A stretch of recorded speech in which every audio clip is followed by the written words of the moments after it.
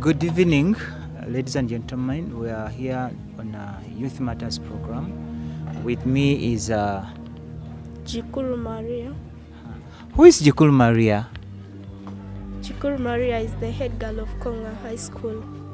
Okay. How do you find it being the head girl of the school? I feel good and I feel proud of myself because at least all trusted me to choose me as the head girl of the school. So that is a very great opportunity. Wow. So how are the challenges of sexual reproductive health among your fellow girls here? Are there challenges like unwanted pregnancies or even around the community? At school yet, we have not yet registered some, but maybe outside the community, I see some of my friends, they are at home in the village. Yes. Okay. Are there also challenges related to unsafe abortions? Have you heard about similar challenges?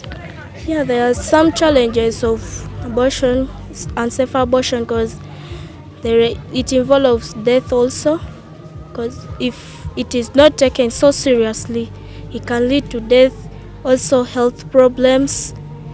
It can also lead to the rejection of the family members or even the parents like that. They'll tell you go where you got the pregnancy from, because like that. Okay, so do you ever get time to sit with, let's say, your senior woman teacher and talk about most of these issues? Not yet, because we have just reported to school. What about in the previous term? In the previous term, they just used to collect the girls for the guidance and counseling, to tell them on the dangers of abortion, dangers of pregnancy and all that. And when you interact with your fellow girls as their head girl, what do these girls talk about? Do they also know, do they have enough information when it comes to, let's say, abortion, more so on unsafe abortions? Some of them have some clue, but some of them, that they just know that it is the pushing out of the baby. Yes, but they don't have maybe it will lead to death or what, other things like that. Okay. So what do you think we can do? Because this is really a problem among young girls. What advice would you give? To the young girls? Yes. To the young girls, I advise them to avoid abortion because it can lead to death, neglect of the family, also can lead to the poor performance.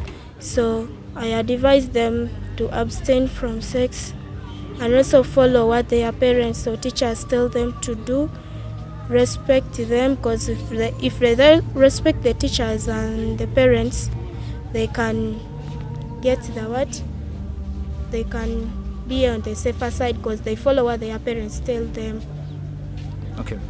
What do you think is really a driving factor for most of these girls to engage in sex? Permissiveness of the society also can lead to this, cause where even everyone is allowed to do what he or she wants. Does not bother the elders. Most of them don't bother like in the African tradition, because in African tradition, even though it's not your parent, but is an elder gets you doing wrong, can maybe punish you or correct you. But in this permissive society, they just leave you do what you want. Whether someone is putting on a short skirt does not matter, and this can even lead to rape and defilement on the boys. So if like you got a chance to meet the elders in the village, what message would you give to them? I would tell them that in this society, we should all come up together to fight these upcoming things of abortion, permissiveness of the society. They should style up and be concerned of every youth, because how the youth nowadays how the youth are now, they don't bother of anything. For them, they are only concerned of being life seats like that. Yes, they should advise the youth. They should also encourage the youth, tell them the dangers, tell them the experiences they passed from their youth to where they are now. Yes. Do you always get also sessions with, let's say, the cultural leaders or the religious leaders in the community? Do they sometimes come and talk to the young girls, especially as far as religion is concerned, or culturally how you, especially the young girls, should behave in society? They only preach in church. Most of the times they don't have time to come and talk with only girls, but they talk it during prayers like that. Yes. How is the behavior of boys, especially around here at school? Are they also part of those who really cause most of these problems? Do they disturb the girls? All they're not involved at all. How are they handled more so as the boys? Some of them, they disturb girls, but some of them, they know why. They know the purpose as to why they are at school. They don't bother whether the girl is putting on a short skirt, whether the girl is beautiful, whether what. They don't mind. They only mind of their books. Most of the times they are busy. They make their minds busy. They are not idle. They don't practice this alcoholism because even it leads to some issues. Okay. What message are you sending out there to the fairly young girls who are watching you? To the young girls, as me, how most of the times I have managed my life up to now, I'm in senior 5. I get most of my advice from the big people, from the senior woman teacher, from my grandmother. They advise me and I follow what they do. So we should all follow what our parents tell us. We should abstain from sex and also have a passion to education and also make ourselves always busy, because an idle mind is a devil's workshop. Because when you just be idle like that, something may attempt you and go for sex. And also stop watching pornography, because these are also most of the things that has led to sexual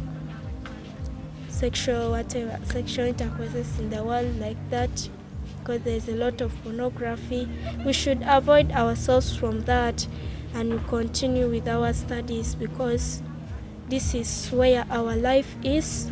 This is how we shall live in the next generation, because we are the pillars of Uganda, and even the government has tried to uplift the status of women.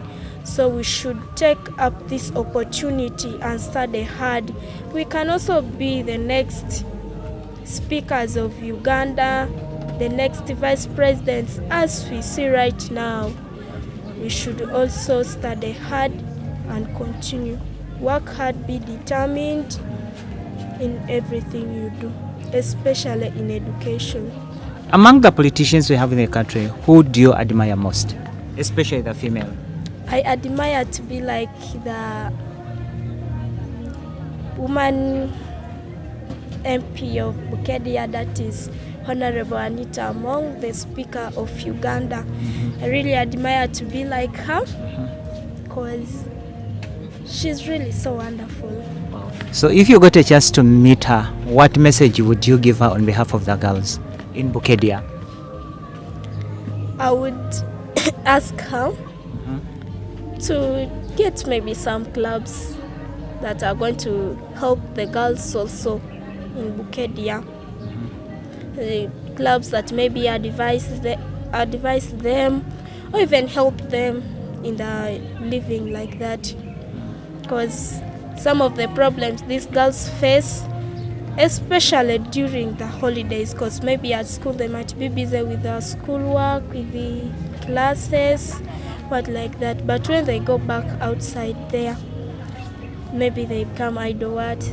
They might go and join these clubs, and they get money to come back to school. Yes. Thanks very much. It was really great interacting with you. We look forward to meeting again and then talking more about issues that are pertaining to young people. Thanks very much.